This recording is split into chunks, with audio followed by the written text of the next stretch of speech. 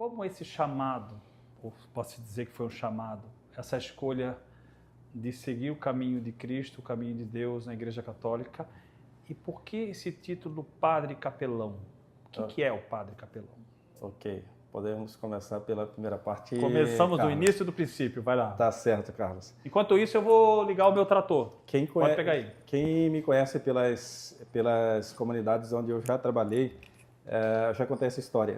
Eu sempre uso a expressão de que eu fui enganado por Deus. Oh.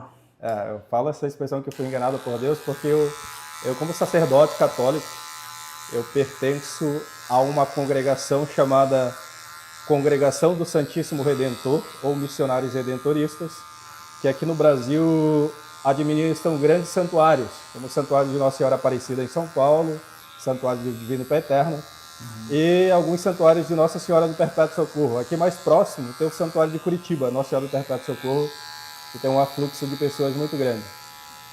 E naquela época, os missionários redentoristas estavam pregando missão no interior do Maranhão. Naquela época, 98, 97, 98, por aí. Antes de sair do Maranhão? Antes de eu sair do Maranhão. Eles estavam pregando missão na minha paróquia. E as irmãs do Imaculado Coração de Maria decidiu por apresentar esses padres a um grupo de jovens da paróquia. Sim. Entre os quais eu estava.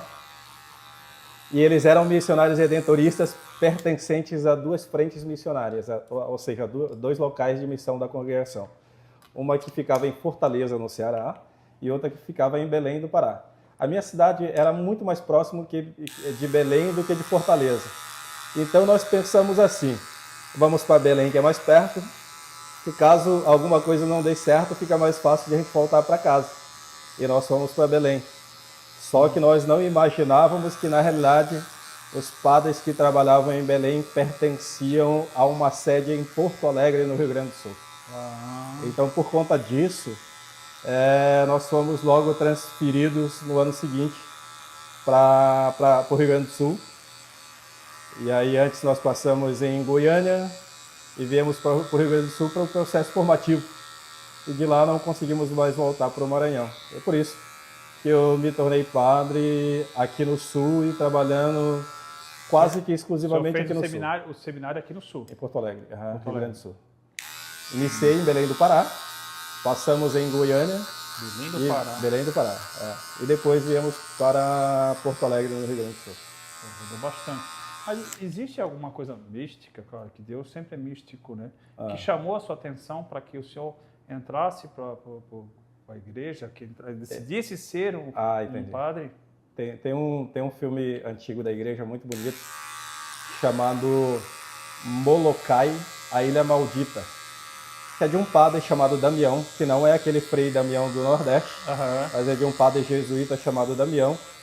E nesse filme, esse padre Damião, ele cuidava de rancenianos. E Molokai era uma ilha de leprosário, onde eram enviadas todas as pessoas que contraíam rancenias. E esse padre, ele decidiu dedicar-se ao cuidado com os leprosos naquela ilha, e ele fazia esse trajeto direto da cidade até a ilha, cuidava, atendia e depois voltava para a cidade. Depois, com o tempo, as autoridades da cidade decidiram por não deixar mais ele voltar para a cidade, com medo do contágio.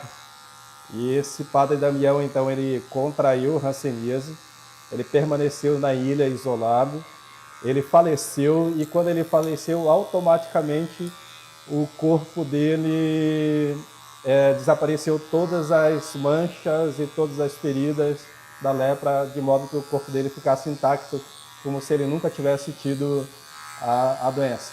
Então, a dedicação daquele padre e esse aspecto do cuidado... Foi ficção? Foi fato real. Foi fato real? E aí, a dedicação daquele sacerdote, a coragem que ele teve, a dedicação dele e o aspecto de milagre da morte dele, mesmo ele vindo a óbito, mas o aspecto do milagre de ter sumido todas as marcas da enfermidade me chamou muita atenção. E a partir daquele momento eu comecei a pensar mais firmemente na ideia de ser padre. Até então eu frequentava muito a igreja, por ser meus pais frequentarem bastante sempre, ser uma cidade relativamente pequena em que na época a grande A animação da juventude era ir para frente da igreja, na praça, pelo menos se não entrasse na igreja, mas ficava na frente da igreja. Sim. Né? Mas essas cidades, quando são menores, assim, a concentração, pelo menos o que a gente vê aqui no sul, né? É uma concentração maior para a linha evangélica, não? Não. Não? O Maranhão, ele foi... São Luís, por exemplo, foi fundada por franceses, depois de ter sido fundada por franceses, ela passou por um processo de colonização com holandeses e portugueses. Então, a cultura portuguesa no Maranhão é muito forte. Então, o catolicismo português veio muito firme para aquela região também. Então, é uma cidade tradicionalmente católica. Sim. Pra vocês terem uma ideia de quando eu comecei a minha juventude até então, a minha cidade teve um único padre que ficou em média 25 anos. 25? Então, a minha experiência de padre na minha paróquia foi de 25 anos, foi daquele padre. Então, era muito firme. Era fácil contar a quantidade de igrejas evangélicas que tinha na cidade. Eu lembro que numa praça tinha a igreja católica, na outra tinha uma Assembleia de Deus, que era a maior, a mais conhecida. Sim. E numa outra avenida, um pouco mais distante, tinha uma igreja batista. Então, eram as 3 igrejas que tinham, né? Mas o fluxo mesmo era católico. Assim, o catolicismo sempre foi a maioria no Brasil, né? Tanto que o Brasil é considerado o maior centro católico do mundo, né? Exato. O catolicismo é muito, como o senhor falou, pela cultura portuguesa, né? O português trouxe o catolicismo para o Brasil. Exato. Mas existe uma boa concentração em regiões mais pobres, né? Também do evangélico, né? Das igrejas evangélicas, né? Por isso que eu fiz essa pergunta. Mas não é relevante, vamos usar outra situação. O que trouxe o senhor a isso? Então, assim, o senhor se tornou, sentiu a vontade de seguir o caminho de Deus. Sim. E me encontrei, eu lembro que quando eu fiz a Crisma, ao final da Crisma, sempre há uma pergunta que fica implícita dentro da celebração. A Crisma é a renovação do batismo, né? É a confirmação do batismo. Então, se eu confirmei o meu batismo, se eu decidir por professar de fato a fé católica pela maturidade da fé, através do sacramento da Crisma, o que é que eu vou fazer com essa minha fé a partir de então? Então eu decidi naquele momento seguir com 2 aspectos da vida cristã, que era me tornar missionário e atuar dentro da pastoral vocacional. Penso que eu consegui as 2 coisas.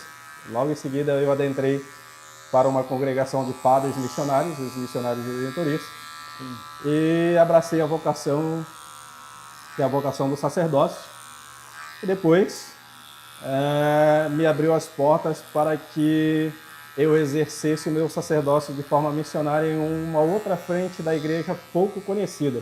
Fica na primeira pergunta que tu me fez, né? Sobre o que seria um capelão. Exatamente. Essa é uma frente missionária da igreja pouco conhecida, né? A nível de Brasil, a nível de mundo e mesmo dentro das corporações, sobretudo nas polícias militares. Né? A figura do capelão. O capelão rege, por favor, desculpa, pode falar. Não. O que rege é o militarismo, né? O capelão ele vai direcionado ao militarismo, é isso? Exato. Estudei. Há uma lei no Brasil que na realidade, ela foi um acordo federativo entre a Santa Sé, ou seja, entre o Estado do Vaticano e o Estado brasileiro. Essa lei é regida pela Lei 6923. Nessa lei, os 2 estados fazem um acordo de cooperação, qual seja, que a Igreja Católica iria dispor de sacerdotes para fazer atendimento preferencialmente aos militares, às pessoas em aquartelamento e aos civis que estavam a serviço dentro dos quartéis, entre eles as escolas militares, os hospitais militares e as Forças Armadas e as Forças Auxiliares, as Forças Auxiliares são o Corpo de Bombeiros e Polícia Militar. Então, a partir desse acordo, é que o início, pela expressividade da Igreja Católica, esse acordo foi firmado entre Igreja Católica e Estado brasileiro.